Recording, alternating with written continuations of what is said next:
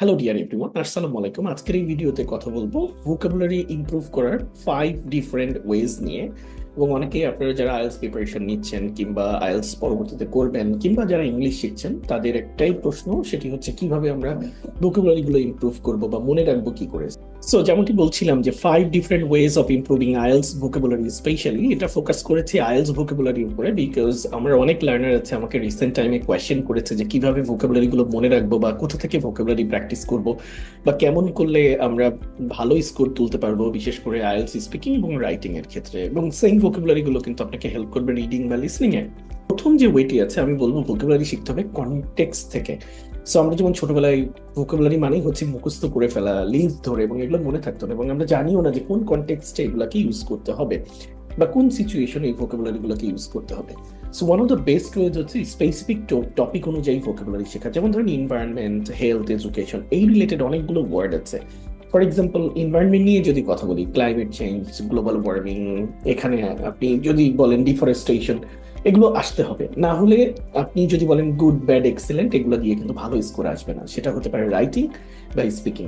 তো এখান থেকে এই যে কনটেক্সট থেকে ভোকাবুলারি শেখার জন্য আমি 3টা ডিফারেন্ট প্লেসের কথা আপনাকে বলবো। একটা হচ্ছে গার্ডিয়ান, স্পেশালি ট্রাভেল ব্লগ কিংবা হেলথ, কিংবা আপনি যদি এখানে এনভায়রনমেন্ট রিলেটেড ওয়ার্ডস গুলো নিয়ে বা আর্টিকেল গুলো পড়তে পারেন নিয়মিত, আর বিবিসি নিউজ পড়তে পারেন বা ইকোনমিক্স পড়তে পারেন। এই 3টা সোর্স থেকে আপনি যদি রেগুলার বেসিসে একটা করে আর্টিকেল পড়তে পারেন, সেখান থেকে ভোকাবুলারি গুলোকে ফাইন্ড আউট করে তার English to English synonym find out করেন, নট বাংলা, তাহলে আপনার ভোকাবুলারি ইমপ্রুভ হবে। এবং এগুলোকে দ্বিতীয় যে ওয়েটি বলবো এর সাথে রিলেটেড, সেটি হচ্ছে যে ভোকাবুলারি শিখবেন সেখানে একটা নোট করতে হবে আপনাকে, একটা নোটবুক মেনটেন করতে হবে। ওই যে নতুন ভোকাবুলারি গুলো শিখলেন সেগুলাকে যাতে আপনি নোট করে রাখেন, টাইম টু টাইম এগুলাকে প্র্যাকটিস করতে পারেন, এবং সেগুলা দিয়ে এখন যেহেতু এআই এর যুগ, ওই নতুন ভোকাবুলারি গুলো দিয়ে আপনি চ্যাট জিপিটিকে বা ডিপ সিক্রে বলবেন যে আমাকে কিছু সেন্টেন্স তৈরি করে দিতে।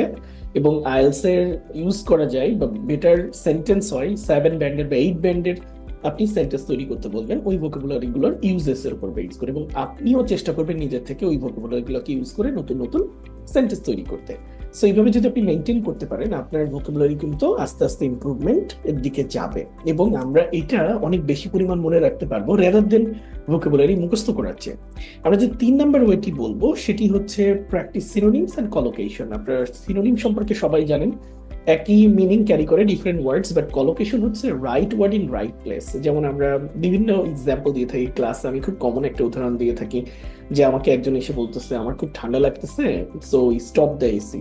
এটা তো স্টপ দ্য এসি হবে না, তাই না? এটা টার্ন অন বা turn off the AC, so সুইচের ব্যাপার। তো এই ধরনের আমরা কমিউনিকেশন করি হয়তো, কিন্তু ওই ওয়ার্ড যে ওই কনটেক্সটে অ্যাপ্রোপ্রিয়েট হবে কিনা এটা কিন্তু আমরা বুঝি না, জানি না। নতুন একটা ওয়ার্ড শিখে কিন্তু আমরা সেটা ইউজ করার চেষ্টা করি, আমরা জানিই না যে এটা অ্যাপ্রোপ্রিয়েট হচ্ছে কিনা। এই জন্য আপনাকে কলোকেশন শিখতে হবে বা সিনোনিম গুলো ইউজ করা শিখতে হবে বা জানতে হবে। এর জন্য আপনি 3টা সোর্স ফলো করতে পারেন। আমি যেটি দিয়েছি সেটি হচ্ছে Oxford collocations dictionary, Cambridge English dictionary, কিংবা thesaurus.com। যেমন এখানে দেখতেই পাচ্ছেন যে ভেরি ইম্পর্টেন্ট, এটা ক্রুশাল বা ইসেনশিয়াল। সো আপনি এই সোর্স গুলো থেকে কিন্তু বা রিসোর্সেস থেকে আপনি আপনার সিনোনিম বা কলোকেশনস গুলো ইমপ্রুভ করতে পারবেন, যেটি আপনার আইএলটিএস প্রিপারেশন বলেন বা ইংলিশ শেখার ক্ষেত্রে অনেক বেশি পরিমাণ হেল্প করবে। আমরা যদি 4 নম্বর ওয়েটার দিকে একটু চোখ রাখি, সেক্ষেত্রে আমরা যখন কোনো ওয়ার্ড শিখি সেক্ষেত্রে কিন্তু আমরা জানি এগুলা, বাট এগুলো যদি এখন থেকে ওয়ার্ড শেখার ক্ষেত্রে বা ভোকাবুলারি শেখার ক্ষেত্রে যদি একটু গুছিয়ে শিখি, যে কোনো একটা ওয়ার্ডের যদি আপনি ভার্ব ফর্ম জানেন তাহলে নাউন ফর্ম কি হবে বা আদৌ আছে কিনা, কিংবা ওর অ্যাডজেক্টিভ ফর্ম কি হবে বা এটার অ্যাডভার্ব কি হবে, এই যে ওয়ার্ডের ফ্যামিলি ধরে শেখা, এটা কিন্তু আপনার মনে রাখতে যেমন অনেক হেল্প হবে এবং আপনার ওয়াইড রেঞ্জ অফ ভোকাবুলারি হবে। আমরা সবাই জানি যে আইএলটিএস স্পিকিং এবং রাইটিং এ ব্যান্ড স্কোর 7+ করার জন্য আপনাকে ওখানে লেখাই রয়েছে, আপনি যদি ব্যান্ড স্কোর গুলো একটু পড়ে দেখেন রাইটিং বা স্পিকিং এর ক্ষেত্রে আপনাকে লেস কমন ভোকাবুলারি ইউজ করতে বলেছে, কিংবা ওয়াইড রেঞ্জ অফ ভোকাবুলারির কথা বলা হচ্ছে। তার মানে ভেরিয়েশন আনতে বলা হয়েছে। আপনি ভেরিয়েশন কিভাবে আনবেন? যদি একই ওয়ার্ড বারবার ইউজ করেন, আপনার কিন্তু স্পিকিং এ বা রাইটিং এ কোনো জায়গাতেই নাম্বারটা ইমপ্রুভ হবে না, বিকজ ওখানে তো বলাই রয়েছে। আর একটা কথা বলা থাকে use less common vocabulary. So আপনি এই যে আগে বললাম যে সিনোনিম ইউজ করার কথা, সো লেস কমন কখন হবে এগুলো আপনাকে জানতে হবে। এর জন্য আপনার গ্রেডেড ভোকাবুলারি গুলো শিখতে হবে। সেক্ষেত্রে আপনি কেমব্রিজের অনেকগুলো বই আছে যেখানে আপনি লেভেল অনুযায়ী ভোকাবুলারি শিখতে পারবেন।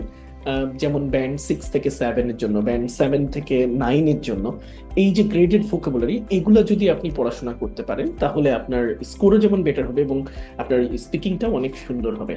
লাস্ট অফ অল আপনি যে কাজটি করতে পারেন, ইডিয়মস অ্যান্ড ফ্রেজাল ভার্বস, এবং আমি যেটি বলছিলাম মার্কিং ক্রাইটেরিয়ার কথা, বিশেষ করে স্পিকিং এ আপনার ওখানে লেখাই আছে useless common vocabulary and idiomatic expression.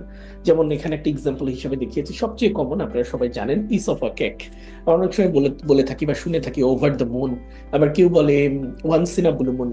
So এই যে ফ্রেজালস বা ইডিওমেটিক এক্সপ্রেশনস গুলা, এগুলা যদি আপনার স্পিকিং এর ভিতর না আনেন তাহলে হায়ার ব্যান্ড স্কোর কিভাবে আসবে? বিকজ ওখানে আপনাকে তো মার্কিং ক্রাইটেরিয়াতে বলেই দেওয়া আছে। তো এগুলো আমাদের ইউজ করতে হবে, এবং এগুলো শিখতে গেলে আপনি প্রচুর গুগলে বই পাবেন ইডিওমেটিক এক্সপ্রেশন বা ফ্রেজাল ভার্বস এর জন্য। গুগলে সার্চ দিলে আপনি পিডিএফ পাবেন। এছাড়াও বিভিন্ন ধরনের কন্টেন্ট এখন অ্যাভেলেবল, ফেসবুকে বলেন, ইউটিউবে বলেন। এগুলো আপনাকে শিখতেই হবে, কারণ আপনাকে রেঞ্জ অফ ভোকাবুলারি শো করতে হবে আপনার এক্সামিনারকে, আপনার খাতাতে বা স্পিকিং এ। বা আপনার ইংলিশের লেভেলটাকে যদি নেটিভ লেভেলে নিয়ে যেতে চান, সেক্ষেত্রে ভালো ভালো ভোকাবুলারি যদি শিখতে না পারেন তাহলে অর্ডিনারি ভোকাবুলারি দিয়ে আপনি কমিউনিকেশন করলে তখন এটা অনেক বেশি পরিমাণে ইমপ্রেস করতে পারবে না কাউকে। একটা বইয়ের কথা বলা আছে, English idioms in use by Cambridge. এই বইটা ফলো করলেও আপনার ইডিওমেটিক এক্সপ্রেশন বা ফ্রেজাল ভার্বস গুলো আপনি শিখতে পারবেন। সো এই ছিল 5টা way.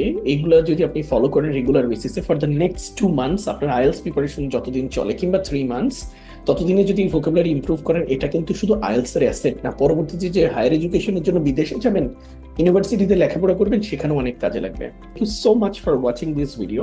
Hopefully will meet again in different videos. Thank you for staying with Lexicon.